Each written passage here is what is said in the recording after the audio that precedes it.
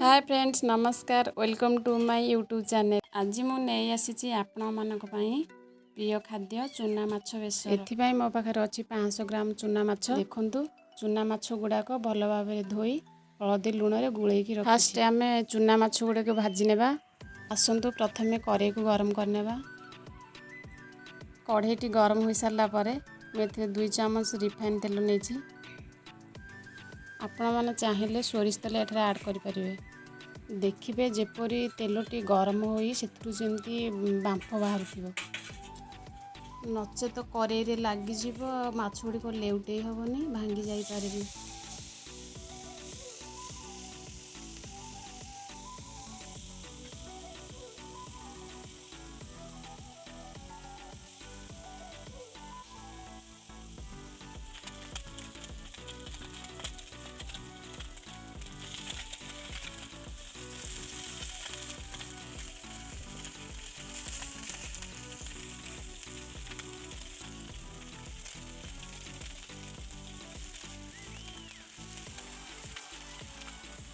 देखो माछ गुड़िक भल भाव में भाजी हो आसला। एबे को आम गोटे पात्र रखी नेबा।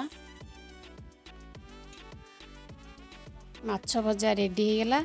एबे आमे तरकारी प्रस्तुत करिबा। एबे आमे कड़ाई को भल भाव में गरम करी सेथिरे 2 रु 3 चामच सोरिष तेल नेबा। तेलटी भल भाव में गरम हो सारा पर सेथिरे किछि सोरिष फुटण देबा। सोरिष फुटी सारिबा परे गोटे बड़ साइज रो पियाज को काटिकी पकाइबा। पियाज टी भाजी नेउथिबा गोल्डन कलर आसीबा जाए पियाज को अपेक्षा करिबा।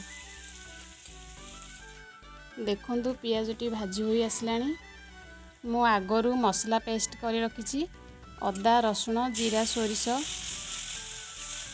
एबे से मसला पेस्ट को मेथरे ऐड करूछि।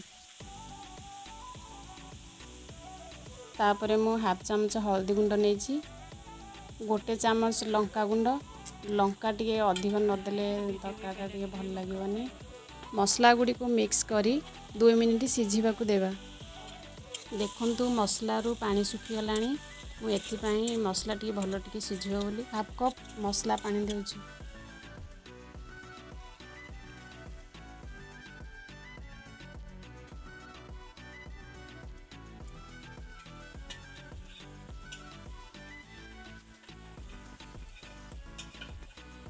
देखंतु एबे मसला रू तेल बाहरी आसलानी।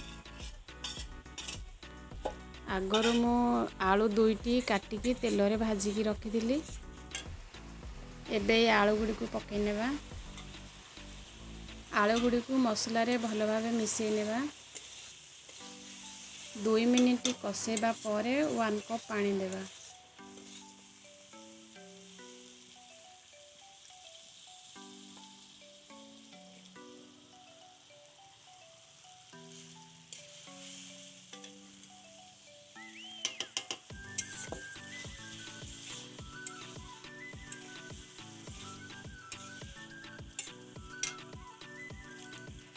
या परे आमे स्वाद अनुसार लूण देवा।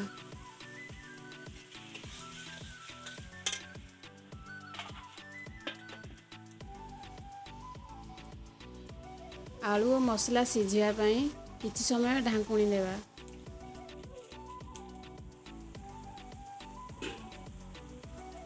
आलू बढ़िया से सिझी जाइछि जेहेतु आगरू भजा होती रहितला।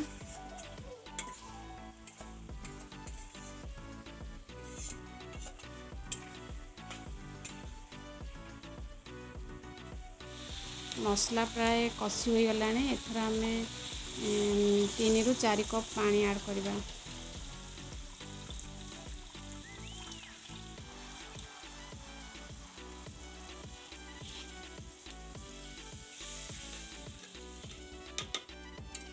पानी फुटी आसलानी। भजा होई रहितबा माछ को आमे पकाइबा। माछ पकाइबा परे तरकारीटी को 5 मिनिट फुटेबा को देबा। तरकारीटी प्राय शेष हो आसलानी। शेष रे मु 2टी पुदीना पत्र ऐड कर पुदीना पत्र को मुझे ऐड करछि भल टेस्ट पई और स्मेल पई। पुदीना पत्र नथिले आपण माने धनिया पत्र यूज करि परिबे। तरकारीटी एबे हमर संपूर्ण प्रस्तुति हो सारी।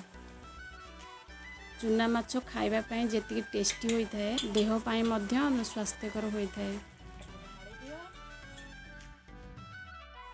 आपण मैंने थरे बनैकी बड़ माछ तरकारी भी फिका पड़ जाओ। आपण को वीडियोटी भल लगुले लाइक शेयर एंड सब्सक्राइब करूँ। Thank you.